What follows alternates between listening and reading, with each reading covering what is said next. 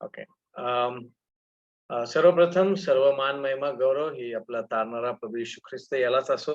आज पुन्हा एक वार या दुपारच्या वेळेस त्याने आपल्या सर्वांना या ठिकाणी एकत्र येण्याची संधी दिली. त्याच्या वचनातून बोलण्याविषयी किंवा त्याच्या वचनाविषयी बोलण्याची यावेळेस आपण संधी देवाने आपल्याला दिली, त्याबद्दल खरोखरच परमेश्वराची स्तुती असो.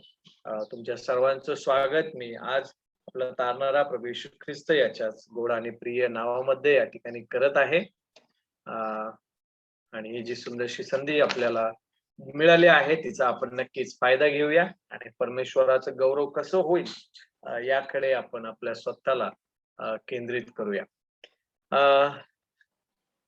ब्रदर मिलिंद यांनी फारच सुंदररित्या आपल्या समोर अभ्यासूपणे जो विषय आपण किंवा जे 5 आधारस्तंभ आपण येणाऱ्या दिवसांमध्ये बघणार आहोत, हाताळणार आहोत, त्यांची जी सुंदर अशा प्रकारची पार्श्वभूमी आपल्या समोर त्यांनी मांडली. आपल्याला लागणार एक मार्गदर्शन, एक मार्ग त्यांनी आपल्या समोर ठेवलेला आहे. त्याबद्दल मी त्यांचे आभार मानतो, त्यांच्या अभ्यास वृत्तीबद्दल. आणि नक्कीच आज ज्या प्रकारे जे 5 सोलाज आहेत, देवाचे केवळ देवाचे वचन, त्याचप्रमाणे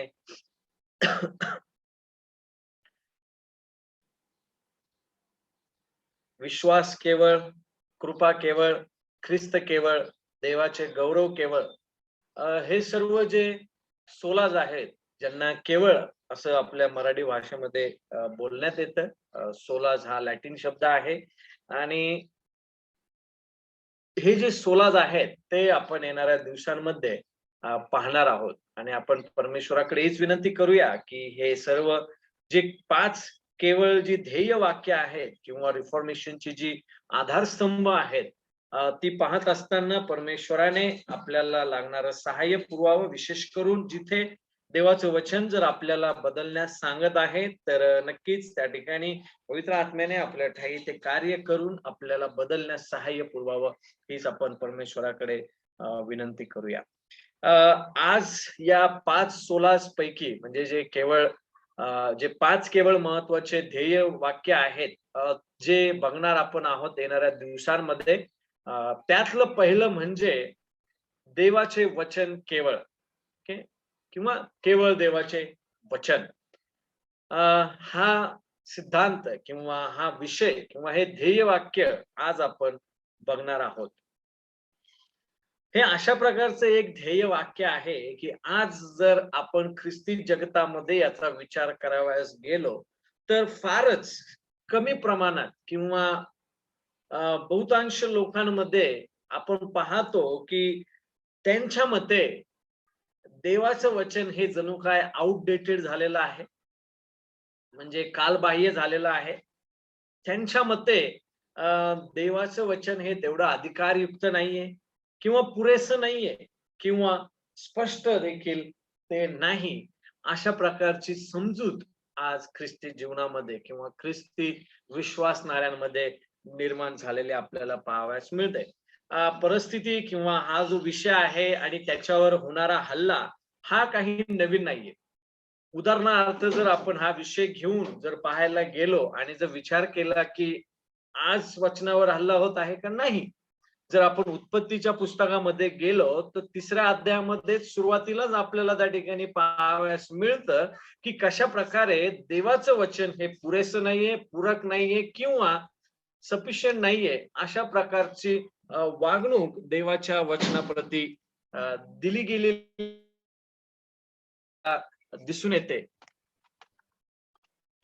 आपण हॅलो ब्रदर, आवाज येतोय का माझा? हो, येस येस येते आवाज.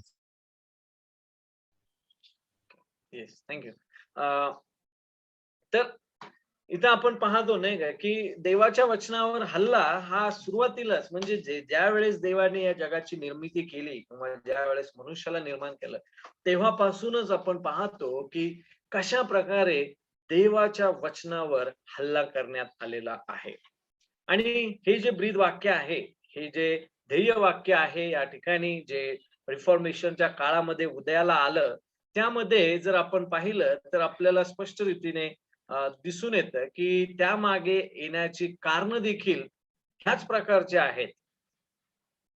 जसं ब्रदर मिलिंद यांनी आपल्याला फारच सुंदररित्या याची पार्श्वभूमी देऊ केलेली आहे, ज्याच्यामध्ये आपण बघितलं आहे की कशा प्रकारे जुन्या करारामध्ये देखील देवाचे लोक देवाच्या वचनापासून वळलेले होते, देवाच्या वचनापासून दूर गेले होते, परंतु जे सुधारणा त्या ठिकाणी आली ती आपण पाहतो की ती देवाच्या वचनातूनच आलेली आहे. ठीक आहे.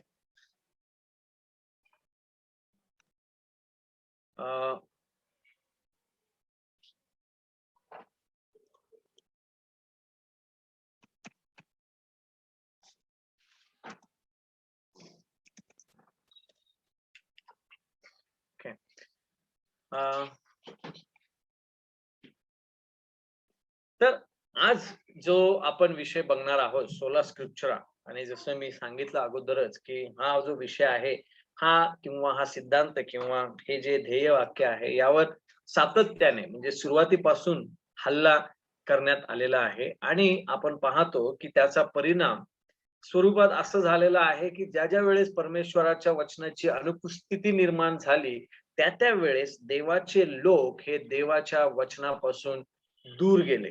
देवाच्या लोकांनी देवाच्या वचनापासून दूर गेले आणि पापामध्ये पडले. एक देवाला सोडून जग ज्या प्रकारचं जीवन त्यांना ऑफर करतं ते जीवन जगत असताना आपण त्या ठिकाणी पाहिलेलं पाहतो. जर तुम्ही स्क्रीनवर पाहत असाल तर त्या ठिकाणी तुम्हाला दिसेल की एक शास्त्र उतारा त्या ठिकाणी देऊ केलेला आहे. दुसरे पेत्र याचा पहिला अध्याय आणि वचन 16 ते 21 ही मी तुम्हा सर्वांसाठी यावेळेस वाचतो आहे. दुसरे पेत्र याचा पहिला अध्याय आणि वचन 16 पासून 21 पर्यंत मी वाचतो. कारण चातुर्याने कल्पिलेल्या कथास अनुसरून आम्ही आपल्या प्रभू येशू ख्रिस्ताचे सामर्थ्य व आगमन ह्या संबंधाने तुम्हास कळविले असे नाही. लक्ष देऊन ऐकूया आपण. तर आम्ही त्याचे ऐश्वर्य प्रत्यक्ष पाहणारे होतो, कारण त्याला देवपित्यापासून सन्मान व गौरव मिळाले, तेव्हा ऐश्वर्ययुक्त गौरवाच्या द्वारे अशेवाणी झाली की हा माझा पुत्र मला परमप्रिय आहे, याच्याविषयी मी संतुष्ट आहे. त्याच्या बरोबर पवित्र डोंगरावर असताना आकाशातून आलेली ही वाणी आम्ही स्वतः ऐकली. शिवाय अधिक निश्चित असे संदेश त्याचे वचन आम्हा जवळ आहे. ते काळोख्या जागी प्रकाशणाऱ्या दिव्याप्रमाणे आहे.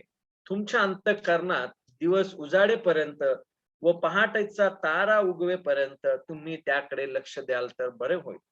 प्रथम हे ध्यानात ठेवा की शास्त्रातील कोणत्याही संदेशाचा उलगडा कोणाला स्वतः कल्पनेने होत नाही, कारण संदेश मनुष्याच्या इच्छेने कधी आलेला नाही, तर पवित्र आत्म्याने प्रेरित झालेल्या मनुष्यांनी देवापासून आलेला संदेश सांगितला आहे.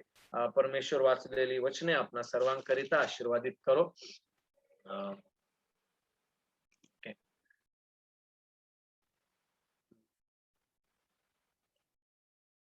ओके.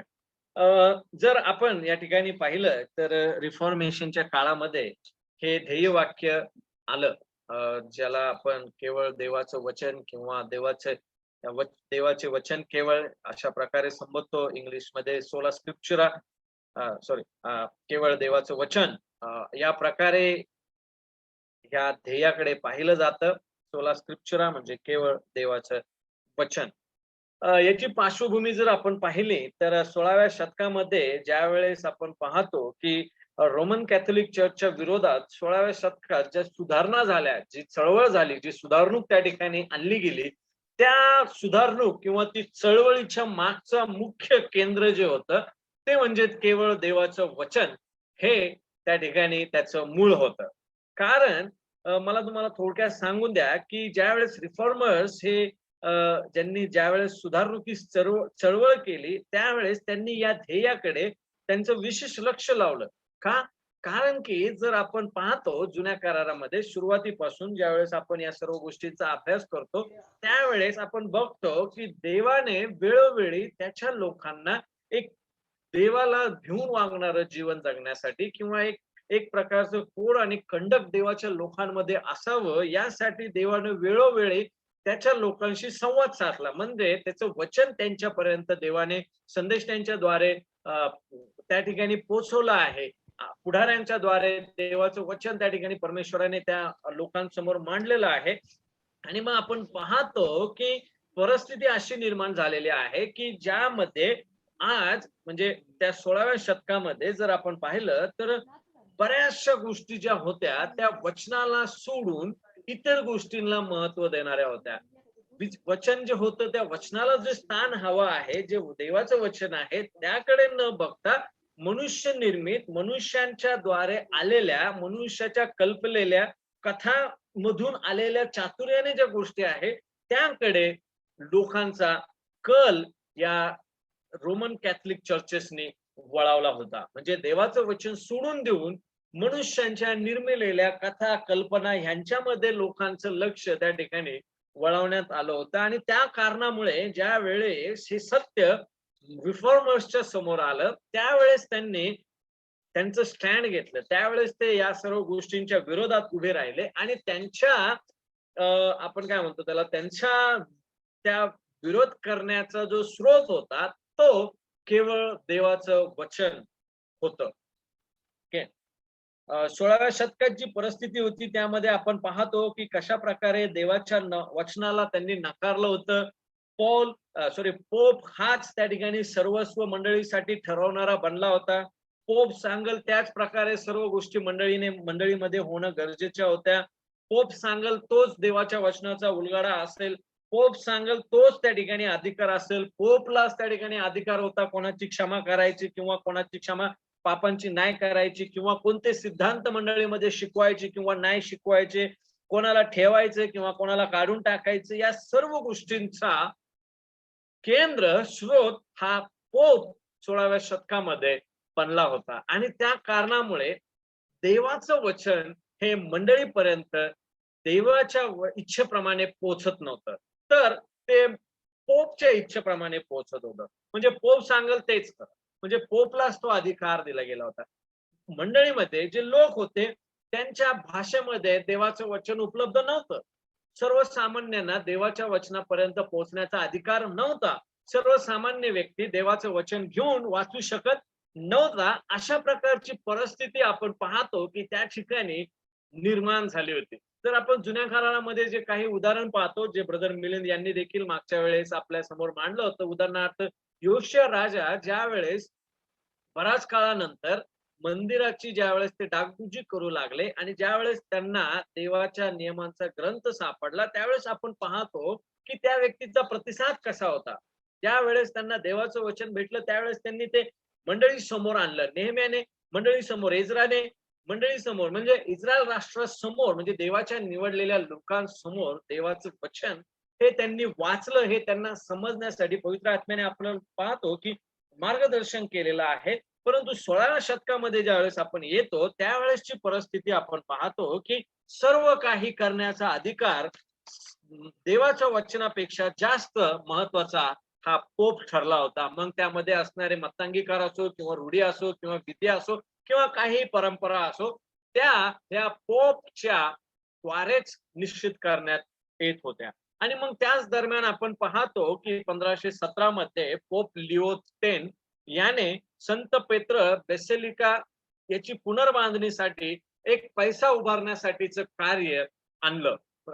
संत पेत्र यांची त्यांनी त्या ठिकाणी एक मोठी बेसिलिका बांधावी आणि तिच्यासाठी लागणारा पैसा हा उभा केला जावा. आणि त्या कारणासाठी आपण पाहतो की एक मोठ्या प्रमाणात पैसा गोळा करण्यात यावा आणि त्याचा आदेश त्या ठिकाणी दिला गेला. आणि लोकांकडून मागणी करण्यात आली की जे लोक म्हणजे अशा प्रकारचं फरमान काढलं ज्याला इंटेलिजन्स म्हणतात, ज्याला पाप क्षमेचा दाखला किंवा एखादं सर्टिफिकेट देणं, असं त्या ठिकाणी त्यांनी लोकांमध्ये वाटण्यास सुरुवात केली. म्हणजे की एकच मिनिट.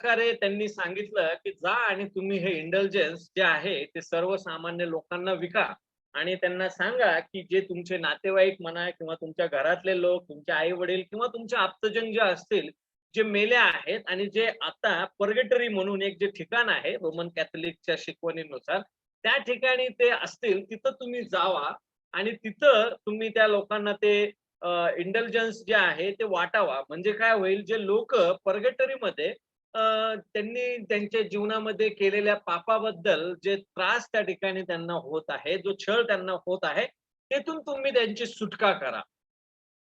आणि मग त्या ठिकाणी आपण पाहतो की जे रोमन कॅथलिक आहे त्यांच्यानुसार, त्यांच्या शिकवणीनुसार जी फर्मान त्या ठिकाणी काढण्यात आलं, ते फर्मान लोकांपर्यंत पोहोचलं गेलं. बरेचसे लोक त्या ठिकाणी इंटेलिजन्स विकत घेऊ लागले, त्याच्या बदल्यात पैसा देऊ लागले आणि अशा प्रकारे सांगण्यात येत होतं की तुम्ही केवळ तुमच्या नातेवाईकांना किंवा आप्तजनांनाच तुम्ही यातून मुक्त करत नाही, परंतु तुम्ही देखील ज्यावेळेस मराल तर तुम्हाला देखील तिथे गेल्यानंतर शिक्षा कमी होईल किंवा तुम्हाला तो मार्ग सरळ आणि साध्या सोप्या प्रमाणात पार पाडण्यात येईल. आणि मग आपण पाहतो की ज्यावेळेस मार्टिन लुथरने या सर्व गोष्टी ऐकल्या त्यावेळेस त्याला दिसून आलं की पवित्र शास्त्र असं काही शिकवत नाही.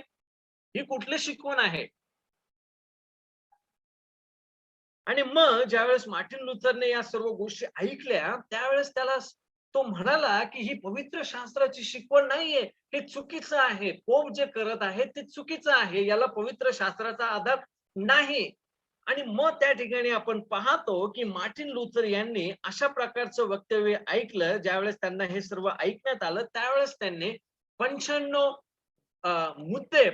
मुद्दे त्यांनी विडनबर्ग या चर्चच्या दरवाजावर लावली आणि ज्याच्यामध्ये ही जी चुकीची शिकवण किंवा ह्या ज्या चुकीच्या मागण्या पोप किंवा त्याच्याबरोबर असणारे जे काउन्सिलर्स आहेत त्यांच्याद्वारे जे सर्वसामान्य जनतेवर लादण्यात येत होतं, त्या सर्वांचा मोडून काढण्यासाठी त्याने आणि कशा प्रकारे ते पवित्र शास्त्र केंद्रित नाहीये, ते पोपच्या डोक्यातून आलेले विचार आहेत, ते पोपच्या मनाचे विचार आहेत, त्याचा पवित्र शास्त्राची काही एक संबंध नाहीये, हे ज्यावेळेस मार्टिन लुथरच्या लक्षात आलं त्यावेळेस त्याने ह्या सर्व गोष्टी चर्चच्या दरवाजावर लावल्या. आणि आपण पाहतो की मार्टिन लुथरचे काही अनुयायी जे होते त्यांनी त्या घेतले, त्याची प्रिंटिंग केले, त्या छापल्या आणि संपूर्ण त्या भागामध्ये पसरवण्यात आल्या. आणि मग आपण त्या ठिकाणी पाहतो की ज्यावेळेस त्या सर्व गोष्टी तिथं पसरवण्यात आल्या आणि लुथरने या गोष्टीचा विरोध केला की नाही, जी शिकवण आहे ती चुकीची आहे, पवित्र शास्त्र त्या गोष्टीला स्थान देत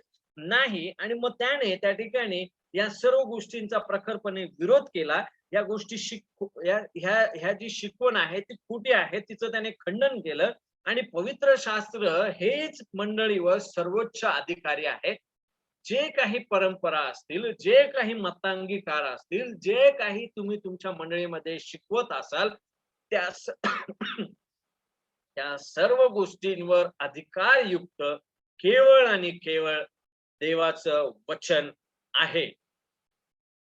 हे ठामपणे मार्टिन लुथरने त्यावेळेस तिथे मांडलं. जी खोटी शिकवण होती त्या खोट्या शिकवणीच्या विरुद्ध मार्टिन लुथर प्रखरपणे उभा राहिला आणि त्या खोट्या शिकवणीचं त्याने खंडन केलं. त्याने या गोष्टीसाठी खंडन केलं कारण की देवाचं वचन जर या गोष्टीला स्पष्ट करत नाही किंवा देवाच्या वचनाचा जर या गोष्टीला कुठल्याही प्रकारचा सपोर्ट नाही तर ती गोष्ट देवाला गौरव देणारी नाहीये, ती पवित्र शास्त्र आधारित नाहीये, ती कुठल्याही प्रकारे मंडळीमध्ये तिचा वापर करणे हे चुकीचं आहे. या गोष्टीवर मार्टिन लुथरचा विश्वास होता. मार्टिन लुथरने देवाचं वचन हे देवाचं वचन आहे, ते महत्वाचं आहे, याकडे विशेष लक्ष लावलेलं आपल्याला त्या ठिकाणी पाहावयास मिळतं. तो पवित्र शास्त्र हे मंडळीवर सर्वोच्च अधिकारयुक्त असं आहे कारण ते देवाचं वचन आहे. आणि लुथरने शिकवले की सरतेशेवटी सर्व गोष्टींवर अधिकारयुक्त जे आहे ते म्हणजे केवळ आणि केवळ देवाचं वचन आहे. केवळ आणि केवळ देवाचं वचन आहे. मंडळी संदर्भात ज्या काही गोष्टी असतील त्यामध्ये अधिकारयुक्त केवळ आणि केवळ देवाचं वचन आहे. आणि मग पुढे आपण पाहतो की कशा प्रकारे ज्या वेळेस मार्टिन लुथर हे मार्टिन लुथर याने ज्यावेळेस केवळ देवाचे वचन जे आहे त्यासाठी ज्यावेळेस त्याने स्टँड घेतलं, त्यावेळेस जॉन एक नावाच्या व्यक्तीबरोबर त्या ठिकाणी 1519 मध्ये, जुलै 1519 मध्ये त्या ठिकाणी चर्चा झाली. आणि तिथे आपण पाहतो की मार्टिन लुथरने पोपचा जो अधिकार आहे तो वचनापेक्षा श्रेष्ठ नाही या प्रत त्याने त्याचं मत मांडलं. त्याने सांगितलं की देवाचं वचन हे पोप पेक्षा कधीही श्रेष्ठ आहे, सर्वोच्च आहे, आणि पोपच्या अधिकाराचा मी नकार करतो. आणि देवाच्या वचनासाठी मी पोप आणि त्याच्याबरोबर असणारे जे काउन्सिल आहे त्या सर्वांचा मी नकार करतो, हे मार्टिन लुथरने त्यावेळेस सांगितलं. मग पुढे आपण ऑक्टोबर 1520 मध्ये आपण पाहतो की मार्टिन लुथर विरुद्ध एक पॅपल बुल जाहीर करण्यात आलं, ज्यामध्ये त्याला 6 हप्ते देण्यात आले की त्याने जी शिकवण देत आहे त्या शिकवणीचा त्याने नकार करावा. त्याने सांगावं की मी जे शिकवत आहे ते चुकीचं आहे. परंतु त्या उलट आपण पाहतो की जो फरमान किंवा जे पॅपल बुल मार्टिन लुथरच्या विरुद्ध आलं होतं त्याने त्याची कॉपी घेतली आणि ते सर्वांसमोर चाललं. आणि आपण पाहतो की नक्कीच त्या ठिकाणी जे पोप किंवा त्याचे जे सहकारी आहे त्यांचा राग त्या ठिकाणी भडकला असणार आहे. आणि मग एप्रिल 1521 मध्ये ज्यावेळेस लुथर हा डायट ऑफ वॉर्म नावाच्या ठिकाणी येत आहे आणि तिथे आपण पाहतो की राजे आहेत, प्रिन्सेस आहेत, याजक वर्ग आहे आणि त्यांच्या सर्वांसमोर मार्टिन लुथरला बोलावण्यात आलं आणि तिथे त्याच्याकडे मागणी करण्यात आली की जो काही ते तो शिकवत आहे ते सर्व चुकीचं आहे, ते खोटं आहे, त्याचा त्याने नकार करावा. आणि त्यांनी त्याचे जे विचार आहे ते खोटे आहे हे त्याने स्वीकारावं आणि सर्व गोष्टी त्याने त्या ठिकाणी नाकाराव्यात, अशा प्रकारची मागणी लुथरकडे करण्यात आली. आणि मग तिथे आपण पाहतो की लुथर यांनी उत्तर दिले की तुम्ही माझ्याकडून एक सोप्या उत्तराची अपेक्षा करत आहात. जोपर्यंत लुथर यांचं उत्तर ऐका, ते म्हणाले की जोपर्यंत मी देवाच्या वचनाच्या द्वारे मला खात्री पटत नाही, म्हणजे जे काही तुम्ही मला करायला सांगत आहात त्याला जर देवाच्या वचनाचा जर भक्कम पाठिंबा असेल, जोपर्यंत वचन मला सांगत नाही तोपर्यंत मी पोप किंवा त्याच्या बरोबर असणारे जे सर्व अधिकारी किंवा सल्लागार आहे यांचा अधिकार मी मानणार नाही, कारण त्यांच्यातच विरोधाभास आहे, असं मार्टिन लुथर यांनी स्पष्टपणे त्यांना सांगितलं. माझा विवेक देवाच्या वचनाशी बांधेल आहे आणि विवेकाविरुद्ध काही करणे हे योग्यही नाही व सुरक्षितही नाही. येथे मी आहे, या पलीकडे मी काही करू शकत नाही. देवा मला मदत कर. आमेन. या प्रकारचं वक्तव्य करून मार्टिन लुथर हे त्या ठिकाणी थांबले, नाही का. त्यांनी सांगितलं की नाही, जर देवाच्या वचनाचा जर या गोष्टीला पाठिंबा असेल, जर देवाचं वचन हे जर मला पटवून देत असेल, जर देवाचं वचन मला या गोष्टीची खात्री देत असेल, तर ते करण्यामध्ये मला काही एक अडचण नाहीये. परंतु जर देवाच्या वचनाची जर साथ या गोष्टीला नाही, तर माझा त्या गोष्टीला प्रखरपणे विरोध आहे आणि राहील. ह्या प्रकारचे वक्तव्य मार्टिन लुथर यांनी स्पष्टपणे सांगितलं. आणि आपण येथे पाहतो की केवळ देवाचं वचन हे त्या ठिकाणी ध्येय वाक्य म्हणून मंडळी समोर उभं करण्यात आलं. आणि इथे आपण पाहतो की मंडळीचा विश्वास हा पोप किंवा काउन्सिल किंवा पाळक किंवा एखाद्या नवीन प्रकटीकरणावर किंवा नवीन संस्था शिक्षणावर नसावा, तर मंडळीवरील सर्व अधिकार हे देवाच्या वचनावर, देवाच्या लिखित वचनांवर आधारलेला असावा. लक्षात घेणं गरजेचं आहे प्रियांनो. का? कारण माहितीये का, आज ज्या प्रकारे जगामध्ये देवाचं वचन याकडे पाहिलं जातं त्यावेळेस त्याच्याविषयी बरेच प्रश्न विचारले जातात. आणि नक्कीच त्या ठिकाणी आपण पाहतो की लोक जे आहे ते देवाच्या वचनावर पूर्णतः ते परिपूर्ण आहे किंवा पूरक आहे किंवा अधिकारयुक्त आहे किंवा स्पष्ट आहे, ह्या गोष्टींवर विश्वास ठेवण्यास कचरत आहे.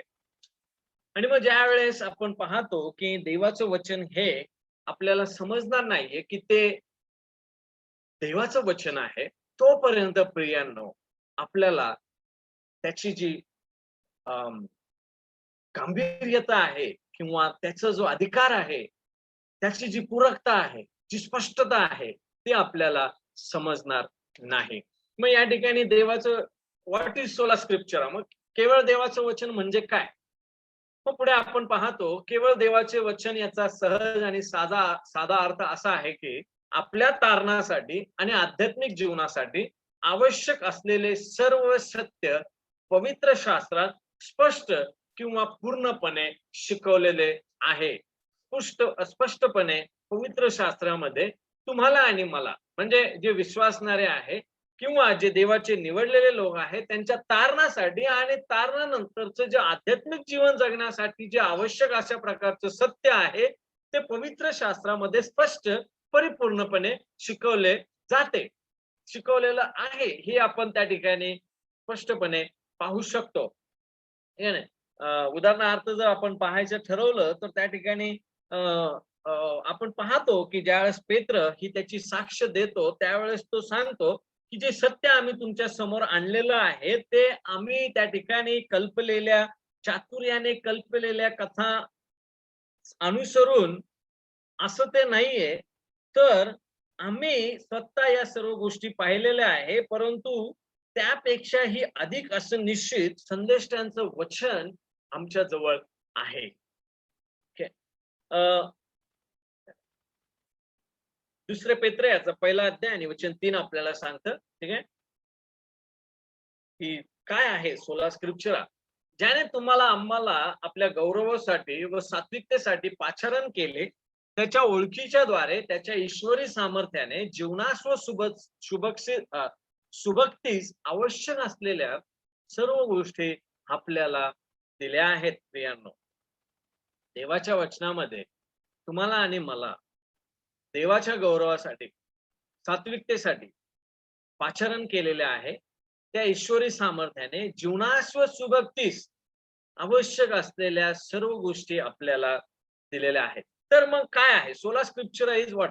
हे आहे देवाचं वचन. काय आहे ते? म्हणजे हे की ते आपल्याला एक ख्रिस्त केंद्रित, देवाला गौरव देता येईल, सुभक्तीला शोभेल किंवा जे पाचारण आपल्याला करण्यात आलेलं आहे त्याला शोभेल अशा प्रकारचं सुसंस्कृत जीवन या जगामध्ये जगत असताना कसं जगावं आणि त्या जगत असताना कशा प्रकारे आपण आपल्या जीवनातून देवाच्या वचनाची किंवा देवाची निंदा होणार नाही, त्यासाठी देव केलेले जे मार्ग आहे, त्यासाठी देव केलेल्या ज्या पायऱ्या आहेत, त्यासाठी देव केलेले जे सत्य आहे, मार्गदर्शक आहेत, त्यांचा उपयोग हा आपल्या जीवनामध्ये देवाला गौरव देण्यासाठी हो. तर हे आहे देवाचं वचन. नक्कीच या या या गोष्टी पाहत असताना हे 3 महत्वाचे घटक आज आपण बघणार आहोत, ज्यामध्ये पवित्र शास्त्राचा अधिकार, पवित्र शास्त्राची पूरकता आणि पवित्र शास्त्राची स्पष्टता. नक्कीच ज्यावेळेस आपण केवळ देवाचं वचन काय आहे याचा विचार करतो, त्यावेळेस नक्कीच त्या ठिकाणी देवाच्या वचनामध्ये आपल्याला सर्वच गोष्टी आपल्या अवतीभोवती ज्या आहेत त्याच्याविषयी सांगितलेलं नाहीये. ठीक आहे. परंतु ज्या आपल्या तारणासाठी आणि ज्या आपल्याला त्या ठिकाणी सुभक्तीमध्ये जीवन जगण्यासाठी जे गरजेचं आहे, महत्वाचं आहे, त्याचा पुरेशा प्रमाणात, पुरेशा प्रकारे आपल्याला मार्गदर्शन देऊ केलेलं आहे. आणि मग बाकीच्या सर्व गोष्टी ज्या आहेत त्या सर्वांना एक तत्व जे हवं आहे, बेस जो हवा आहे, तो आपला पवित्र शास्त्र असणं गरजेचं आहे. म्हणजे उदाहरणार्थ जर मला अभ्यास करायचा आहे मनुष्याचा, तर मला पवित्र शास्त्र हा पाया ठेवणं फार गरजेचं आहे. का? कारण आज आपण पाहतो की बऱ्याच प्रकारच्या थिअरी लोकांनी मनुष्याच्या निर्मितीविषयी मांडलेल्या आहेत.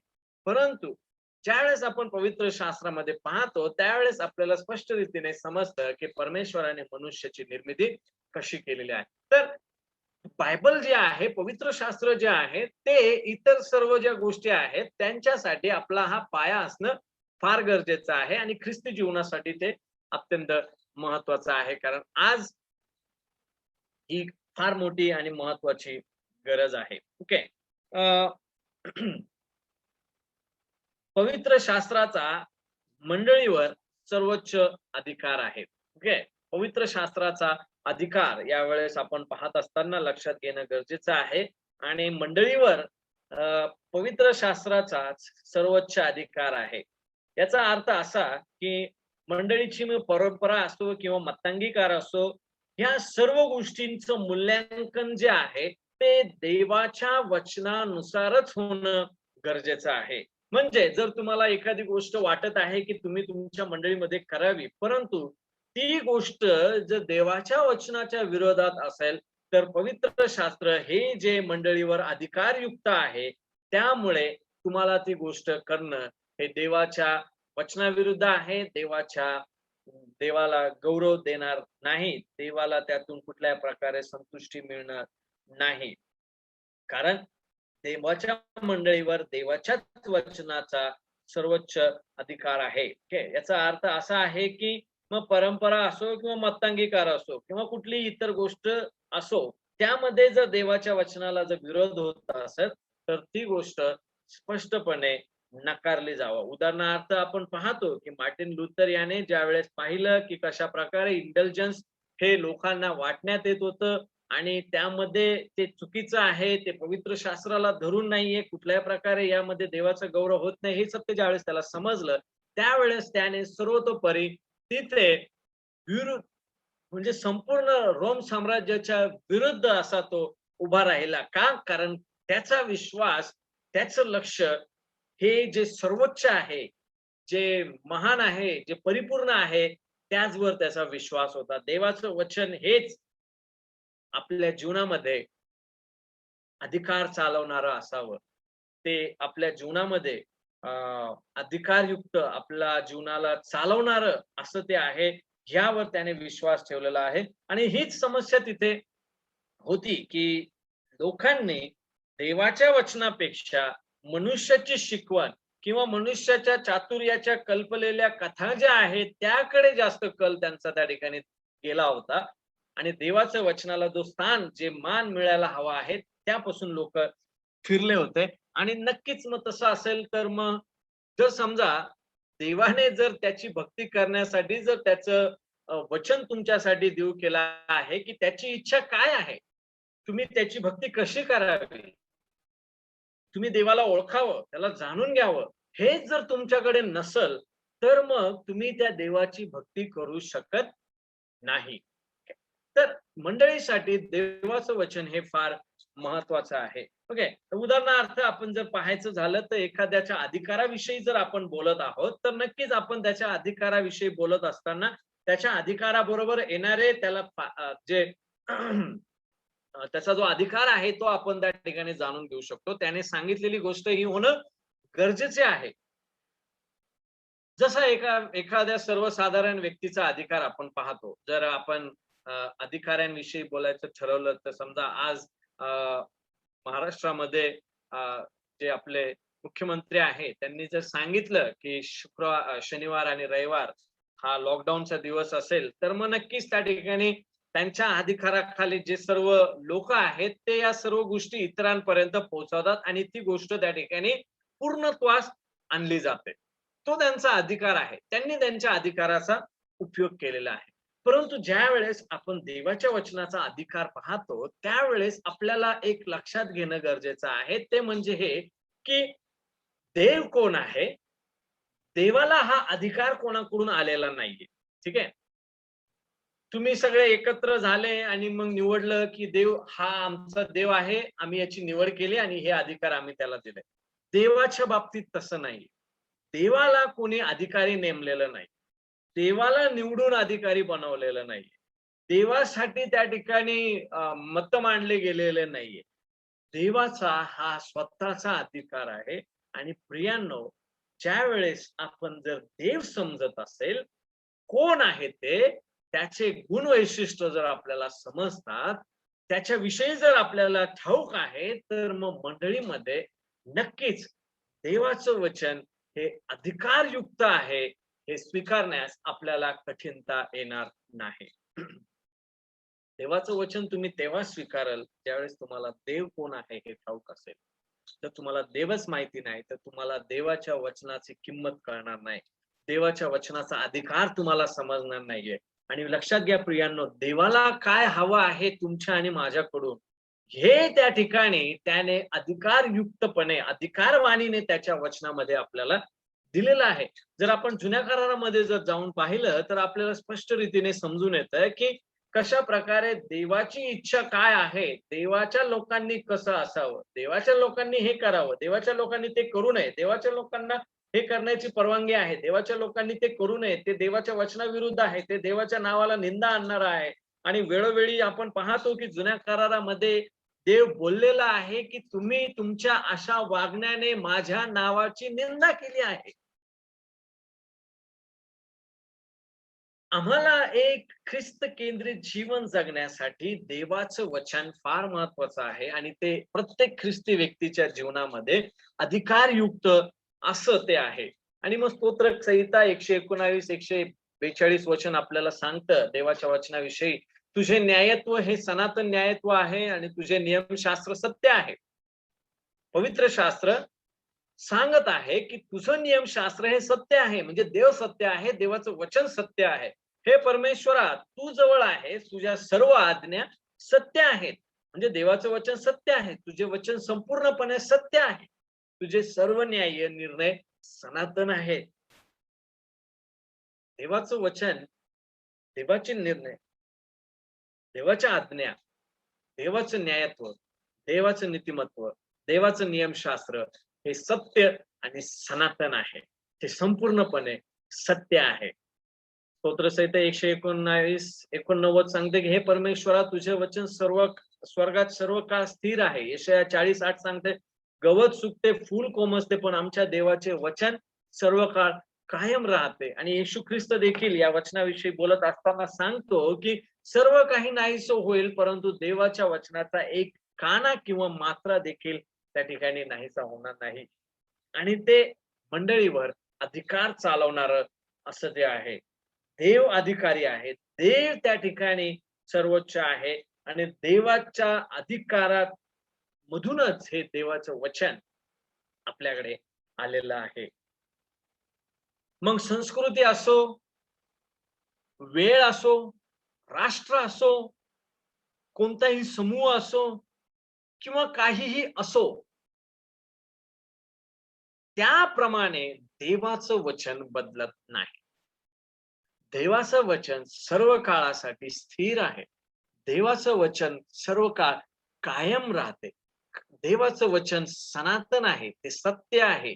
त्याच्या आज्ञा न्याय आहेत, त्याचे निर्णय सनातन आहे. प्रियांनो, मग वेळ काही असो, सत्ता कोणाचीही असो, संस्कृती काहीही शिकवो, कोणत्याही समूहाच्या अधिकाराखाली तुम्ही असाल, पण देवाचं वचन कधीही बदलत नाही. आणि मंडळीसाठी हे सत्य न बदलणारा आहे. जसा देव न बदलणारा आहे, तसंच देवाच्या वचन देखील न बदलणारा आहे आणि ते मंडळीवर अधिकारयुक्त आहे. ते मंडळीला चालवण्यासाठी कारणीभूत असं ते आहे. आणि मग आपण पाहतो की परमेश्वराच्या पवित्र शास्त्राची अधिकारयुक्तता ते मनुष्यापासून नाहीये, ते देवाचं आहे. नाही, स्तोत्रसंहिता स्पष्टपणे त्याचा स्वीकार करत आहे. तुझ्या सर्व आज्ञा सत्य आहे, तुझे न्यायत्व सनातन आहे, तुझे निर्णय सनातन आहे. प्रियांनो, देवाचं वचन हे मनुष्यांपासून नसून ते देवाकडून आहे आणि देवाकडून असल्या कारणामुळे ते अधिकारयुक्त असं ते आहे. प्रियां, त्याचं उदाहरण आपण पाहू शकतो की ज्यावेळेस येशू ख्रिस्त शिकवत होता, त्यावेळेस तो देवाच्या वचनातून शिकवित होता.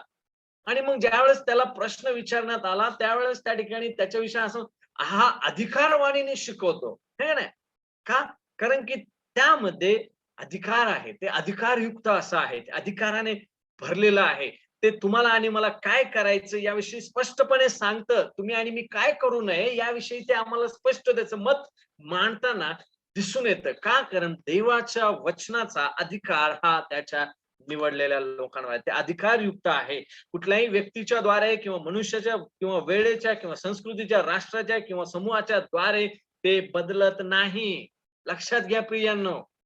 आपण असं म्हणू नाही शकत जे पावलाने लिहिलं ते 2000 वर्षापूर्वी त्या लोकांसाठी लिहिलं होतं. आज अशा प्रकारचे खोटारडे मत लोक मांडतात, जे देवाच्या वचनाला खरोखरच त्या ठिकाणी देवाचं वचन म्हणून स्वीकारत नाही. भले बायबल हातात घेऊन हिंडत असतील, पण मी त्यांना खोटारडे म्हणेल. का? कारण की जर ते म्हणतात की देवाचं वचन आज त्यांच्यासाठी लागू होत नाही, तर का? ते चुकीचं आहे. बायबल आम्हाला स्पष्ट सांगते, तुझं वचन सर्व काळ आहे, ते सर्व काळ कायम राहते.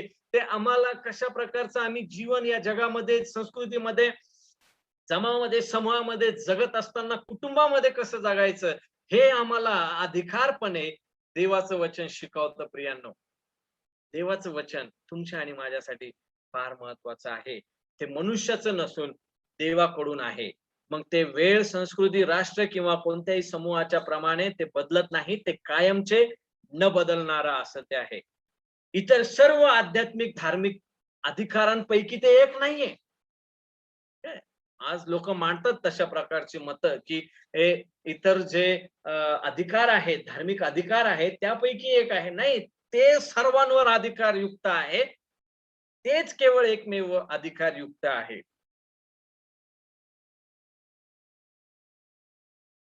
असा अधिकारयुक्त नाहीये, की ज्याच्याविषयी ज्याला आव्हान करण्यात येईल, त्याच्या अधिकाराला चॅलेंज करण्यात येईल किंवा त्याचा अधिकार काढून टाकण्यात येईल. नाही, त्याचा अधिकार हा कायमचा आहे. देवाचे वचन हा देवाचा अंतिम अधिकार आहे. हा वचनाचा अधिकार सुझाव किंवा उपयात्मक अधिकार नाहीये, तर आज्ञात्मक अधिकार आहे. तुम्ही असं करा, तुम्हाला वाटेल तसं तुम्ही करा, मग जे तुम्हाला योग्य वाटतं ते तुम्ही निवडून घ्या. नाही, नाही, नाही, नाही. हे शिकवत नाही पवित्र शास्त्र आपल्याला. पवित्र शास्त्र सांगतं, की माझाच अधिकार आहे आणि आज्ञात्मक तो अधिकार आहे. तुम्हाला हेच करायचं आहे. तुम्ही हे दुसरं करू शकत नाही आणि म्हणू शकत नाही, की हे पण आणि हे पण, मग तुम्हाला जे आवडेल ते घ्या. आज तशी शिकवण आहे. तुमच्या समोर पवित्र शास्त्र मांडण्यात येतं. इथं एका पानावर माझं मत आहे आणि इथं तुम्हाला निवडायचं आहे. पवित्र शास्त्र असं शिकवतं, मी असं शिकवतो आणि निवडा तुम्हाला जे पाहिजे ते. कारण ते पण बरोबर आहे, हे पण बरोबर नाही. ते चुकीचं आहे प्रियांनो. आणि आम्हाला या सर्व गोष्टींना विरुद्ध उभं राहणं फार गरजेचं आहे. कारण त्यामध्ये देवाचं गौरव आहे. ठीक आहे.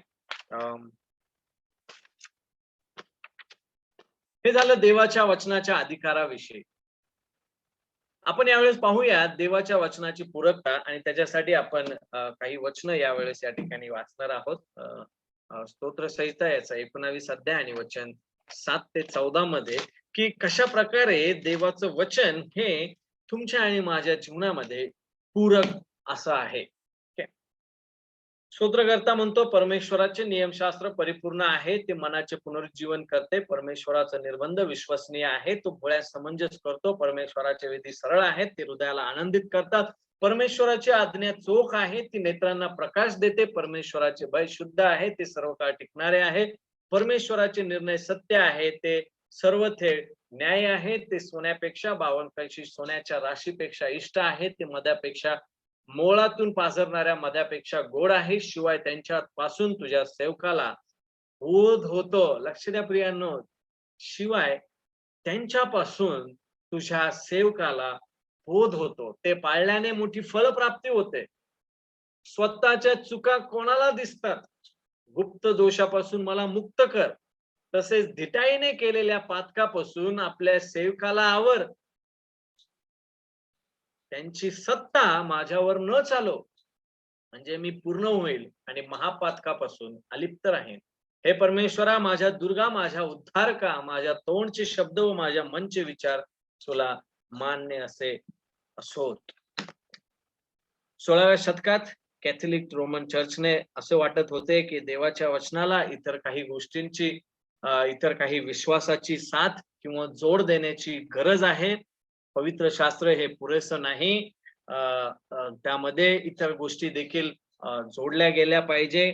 आणि पवित्र शास्त्रात नक्कीच सर्व गोष्टी दिलेल्या नाहीयेत आणि त्याला प्रतिसाद म्हणून रिफॉर्मर्स म्हणतात, की पवित्र शास्त्रात बरंच विज्ञान आणि इतिहासाविषयीचे सत्य पवित्र शास्त्रात नाहीये.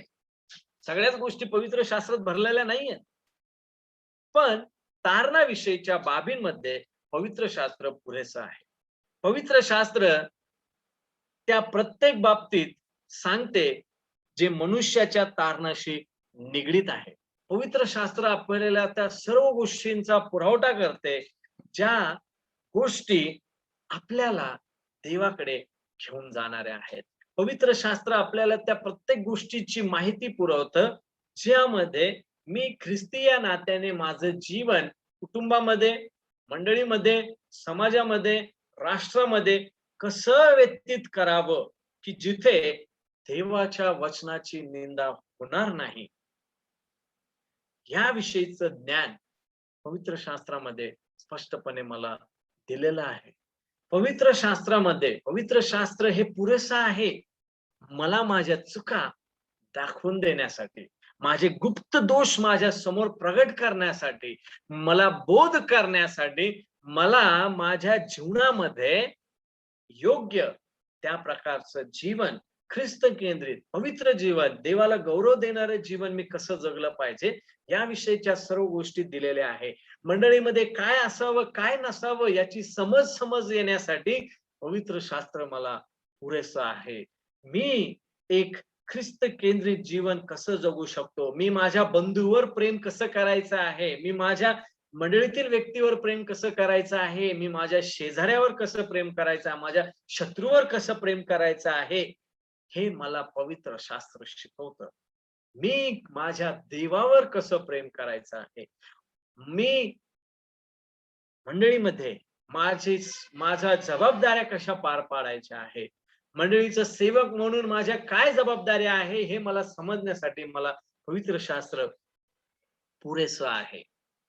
आणि आज प्रियांनो, मंडळांमध्ये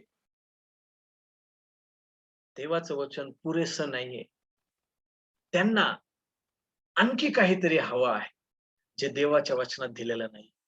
त्यांची इच्छा आहे की आम्ही एका बोटावर, एका पायावर उभं राहतो आणि देवाने आम्हाला नवीन काहीतरी सांगावं, कारण जे दिलेलं आहे ते आम्हाला पुरेसं नाहीये. आणि ते फार चुकीचं आहे प्रियांनो. पवित्र शास्त्रात त्याच्याद्वारे आम्ही देवाच्या बुद्धिमत्तेवर शंका निर्माण करत आहोत. गेल्या काही दिवसांपूर्वी मी माझ्या एका मित्राशी बोलत होतो आणि त्या मित्राबरोबर बोलत असताना एक विषय होता ज्याच्यावर चर्चा चालली होती, आणि तो देखील थिओलॉजीचा स्टुडंट आहे, बीडी केलेला आहे सेनेट ऑफ सेरामपूर मधून. आणि त्याच्याशी बोलत असताना एका विषयावर आम्ही बोलत होतो आणि मी विचारलं की मग इथं काय. त्यावेळेस तो म्हणतो की तिथं लोकांना पवित्र शास्त्र समजत नव्हतं, पण आता लोकांना पवित्र शास्त्र समजायला लागलंय. आणि कोणी ठरवलं की पवित्र शास्त्रामध्ये हीच पुस्तकं असावीत? मनुष्याने ठरवलं म्हणे, है की नाही. आणि मग त्याच्यानंतर आमची चर्चा पुढे चालली आणि मग तिथे त्या ठिकाणी प्रियांनो, मला दुःख वाटतं या गोष्टीचं की माझा मित्र हा थिओलॉजीचा स्टुडंट आहे, परंतु मी सांगू शकतो की तो देवाला देव म्हणून बघत नाही. म्हणजे पवित्र शास्त्रामध्ये जो परमेश्वर देव केला आहे, त्या परमेश्वराला तो त्या प्रकारचा परमेश्वर म्हणून पाहत नाही. का? कारण की एक तर तो त्या वचनाला, ते वचन अधिकारयुक्त आहे, पुरेसं आहे, पूरक आहे, त्यात चुका नाहीये. ते तुम्हाला आणि मला, मग त्या वेळेमध्ये असो किंवा या वेळेमध्ये असो, ते तुम्हाला आणि मला लागू आहे, यावर त्याचा विश्वास नाहीये. आणि नक्कीच जर तसं आहे तर त्याच्याद्वारे एक गोष्ट तुम्हाला आणि मला सांगू द्या, ती म्हणजे ही की तो व्यक्ती त्याने देवाला ओळखलेलं नाहीये, देवाच्या बुद्धीविषयी त्याला ठाऊक नाही, देवाच्या प्रेमाविषयी त्याला ठाऊक नाही, आणि देव कोण आहे हे नक्कीच त्याला माहित नाही. कारण जसं ते त्या काळामध्ये लागू होत होतं, तसंच ते आजही तुम्हाला आणि मला लागू होत आहे प्रियांनो. आणि आज त्या कारणामुळे काय आहे माहितीये का प्रियांनो, बऱ्याचशा चुकीच्या गोष्टी ज्या आहेत, त्या बऱ्याचशा चुकीच्या गोष्टींना मंडळीमध्ये आणण्यात आलेलं आहे. ज्या गोष्टी खरोखरच त्या ठिकाणी मंडळीच्या सदृढतेसाठी हानिकारक आहेत, त्या गोष्टी ज्या वेळेस तुम्ही पवित्र शास्त्र हे पुरेसं नाहीये असं म्हणून सांगतात, त्याला बाजूला ठेवतात. आणि ज्या प्रकारे पेत्र म्हणतो, प्रियानं, पेत्र स्पष्टपणे म्हणत आहे, आणि तो सुरुवातीला म्हणत आहे, का म्हणतो तो, कारण चातुर्याने कल्पलेल्या कथा अनुसरून आम्ही आपल्या प्रभू येशू ख्रिस्ताचे सामर्थ्य व आगमन या संबंधी तुम्हाला कळवले असे नाही. पुढे जाऊन तो म्हणतो, काय म्हणतो तो, तर आम्ही त्याचे ऐश्वर्य प्रत्यक्ष पाहणारे होतो. आम्ही उपस्थित होतो म्हणतो तो. ज्या वेळेस येशू ख्रिस्ताचं रूपांतरण झालं त्या घटकेला आम्ही तिथं उपस्थित होतो.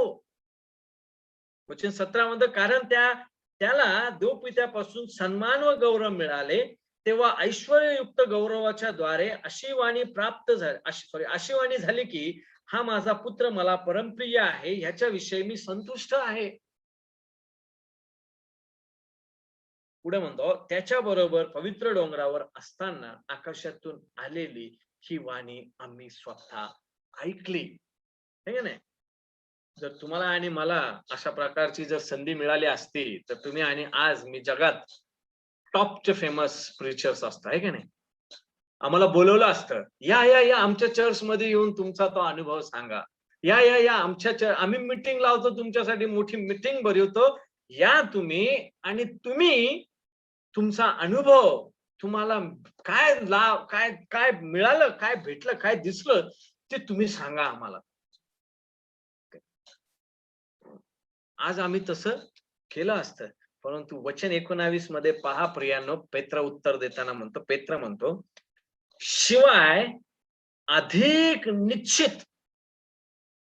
कसं आहे ते देवाचं वचन, तो म्हणतो अधिक निश्चित असे संदेशाचे वचन आम्हा जवळ आहे.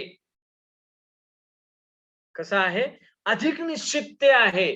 तो सांगतो, काय म्हणतोय तो, एक आम्ही जी सुवार्ता तुम्हाला सांगितली, आम्ही जे ख्रिस्ताविषयी तुम्हाला सांगत आहे, ते आम्ही आमच्या कल्पना किंवा चातुर्याने निर्माण केलेल्या कथांमधून आम्ही तुम्हाला ख्रिस्त सांगत नाहीये.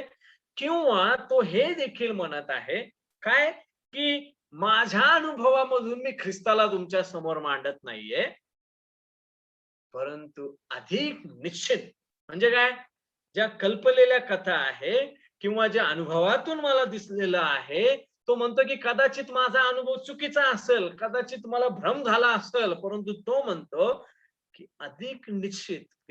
फार महत्वाचा आहे तो शब्द, अधिक निश्चित, म्हणजे ज्याच्या विषयी कुठल्याही प्रकारची शंका बाळगता येत नाही, असं अधिक निश्चित संदेश त्यांचं वचन आमच्या जवळ आहे. जे पेत्र म्हणत आहे, जे सांगितलं कोणी मिखाने सांगितलं असेल किंवा यशायाने सांगितलं असेल येशू ख्रिस्ताविषयी, असं अधिक निश्चित वचन आम्हा जवळ आहे. आणि ते काळोख्या जागी प्रकाशणाऱ्या दिव्याप्रमाणे आहे. दिव्याप्रमाणे आहे, काळोख्या जागी, जिथे देवाच्या वचनाला स्थान नाहीये, जिथे त्या ठिकाणी आपण पाहतो की मंडळीमध्ये इतर गोष्टी ज्या भरल्या आहे, आणि इतर गोष्टी जर तिथे देवाच्या वचनाऐवजी असतील तर तिथे अंधार असणार आहे. का, कारण की देवाचं वचन हे प्रकाश आहे. जर तिथे देवाचं वचन नाही तर नक्कीच प्रियानो तिथे अंधार आहे. अंधार आहे तर पाप आहे, पाप आहे तर तिथे चुका आहेत, चुका आहेत तर नक्कीच त्या ठिकाणी दंड आहे, यातना आहे, शिक्षा आहे प्रियानो. परंतु पेत्र म्हणतो अधिक निश्चित असे संदेश त्यांचे वचन आम्हा जवळ आहे. आणि एवढंच नव्हे तर येशू ख्रिस्त देखील त्या ठिकाणी सांगतो की स्तोत्र माझ्याविषयी सांगतात, संदेश माझ्याविषयी सांगतात, नियमशास्त्र माझ्याविषयी सांगत आहे. येशू ख्रिस्ताने जे अधिक निश्चित असं संदेश त्यांचं वचन म्हणजे देवाचं वचन, कारण इब्रीमध्ये ज्यावेळेस आपण वाचतो त्यावेळेस त्या ठिकाणी स्पष्ट रीतीने सांगतो इब्रीचा लेखक की देव प्राचीन काळी अंशांनी प्रकाराने संदेश त्यांच्या द्वारे आपल्या पूर्वजांशी बोलला, परंतु या काळी तो देवाच्या शेवटी पुत्राच्या द्वारे आपल्याशी बोलला आहे. संदेश त्याने पुत्र त्या ठिकाणी बोलले आहे. आणि पेत्र म्हणतो की अधिक निश्चित असे संदेश, कारण ते पुरेसं आहे. का पुरेसं आहे, कारण देवाचे वचन हे परिपूर्ण आहे. काय आहे देवाचं वचन, परिपूर्ण आहे.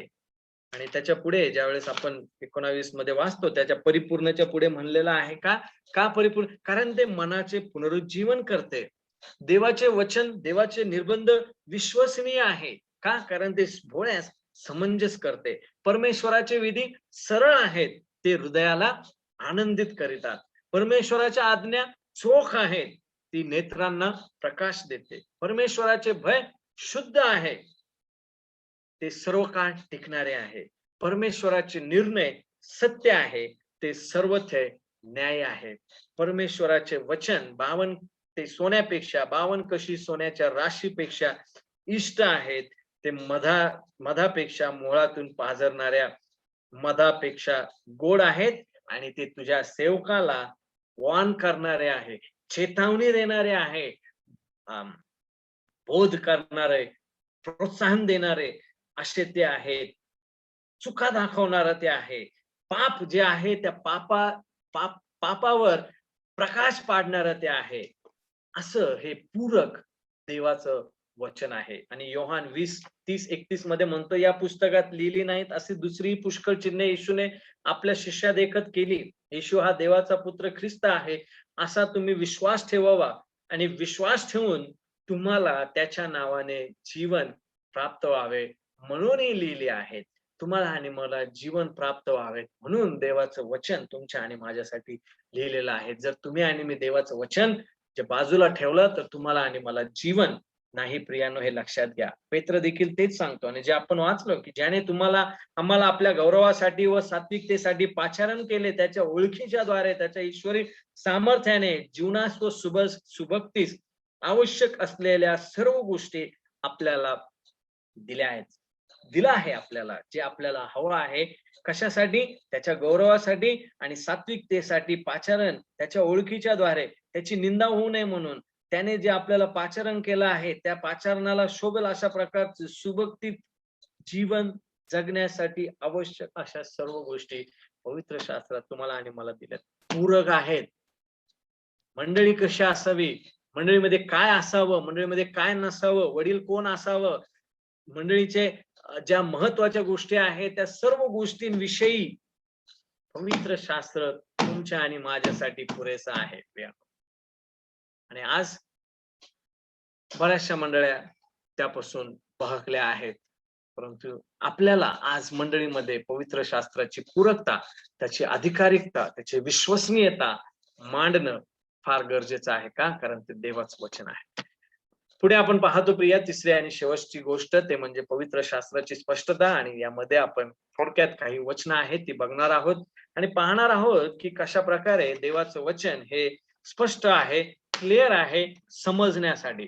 याचा अर्थ असा नाही की लगेच तुम्ही पवित्र शास्त्र घेतलं, तुम्ही वाचलं आणि आता सगळ्याच गोष्टी तुम्हाला समजल्या. नाही,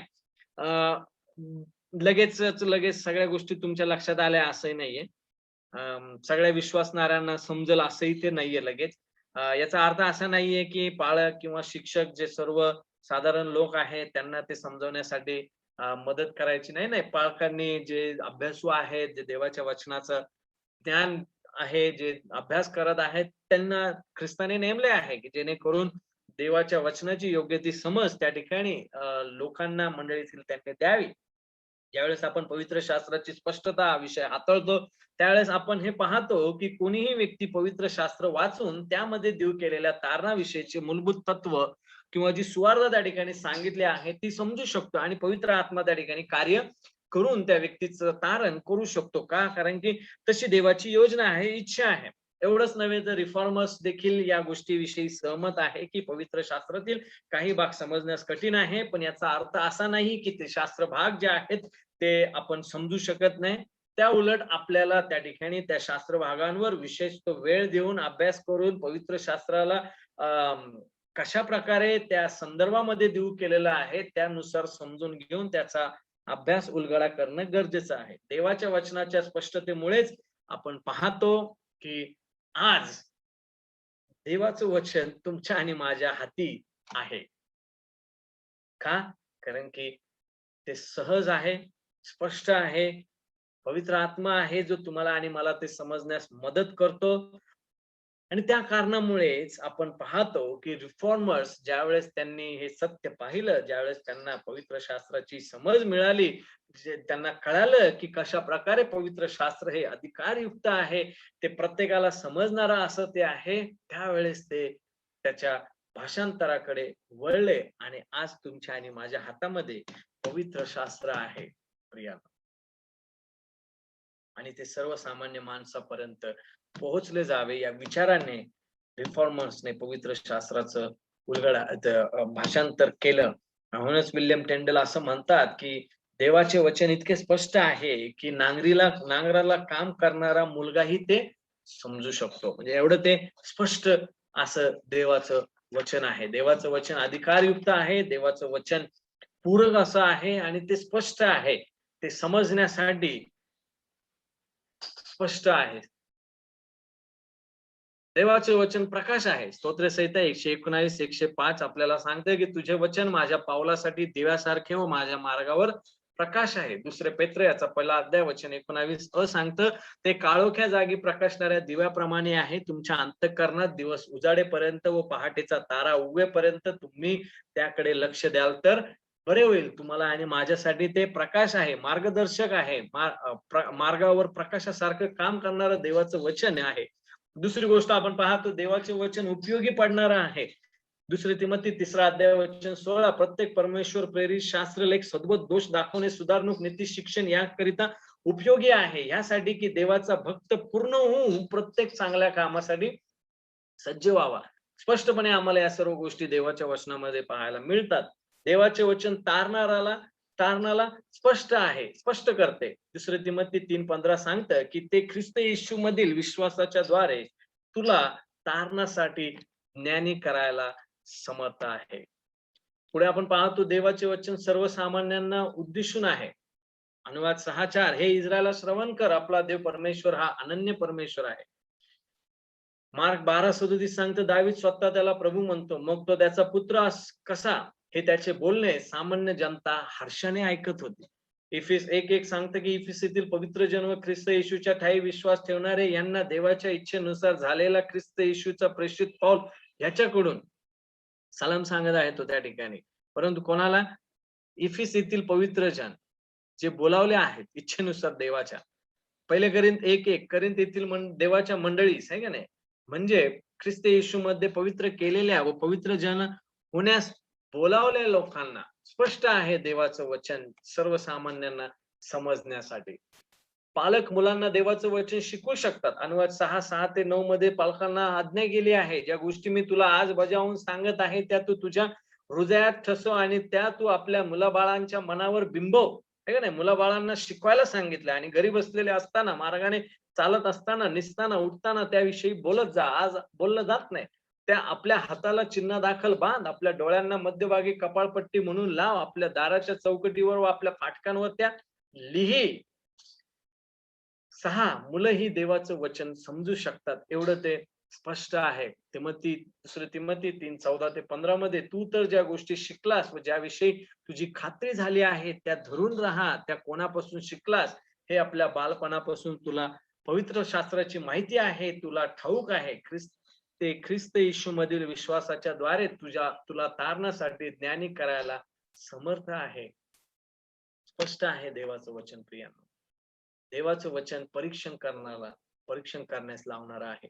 नंतर बंधुजनांनी पौल सिला यांना लगेच रातोरात बिरियास पाठवले. ते तेथे पोहोचल्यावर यहूद्यांच्या सभास्थानात गेले. तेथील लोक थेसलोनिकातल्या लोकांपेक्षा मोठ्या मनाचे होते. त्यांनी मोठ्या उत्सुकतेने वचनाचा स्वीकार केला आणि या गोष्टी अशाच आहेत की नाही याविषयी ते शास्त्रात दररोज शोध करत गेले. प्रियांनो, देवाचं वचन स्पष्ट आहे. देवाचं वचन अधिकारयुक्त असं आहे, पूरक आहे आणि स्पष्ट आहे, जे तुम्हाला आणि मला ख्रिस्ती जीवन जगण्यासाठी मार्गदर्शक असं आहे. ते सर्वसामान्य व्यक्तींपर्यंत तुम्ही सहज मांडू शकता, सांगू शकता, ते ऐकू शकतील, त्यांना ते समजतं. लेकरांनाही ते समजतं. प्रियांनो, पूरक आहे, स्पष्ट आहे आणि अधिकारयुक्त असं देवाचं वचन आहे. परमेश्वर तुम्हाला आणि मला सहाय्य करो की काय आहे सोला स्क्रिप्चरा हे समजण्यासाठी. कशा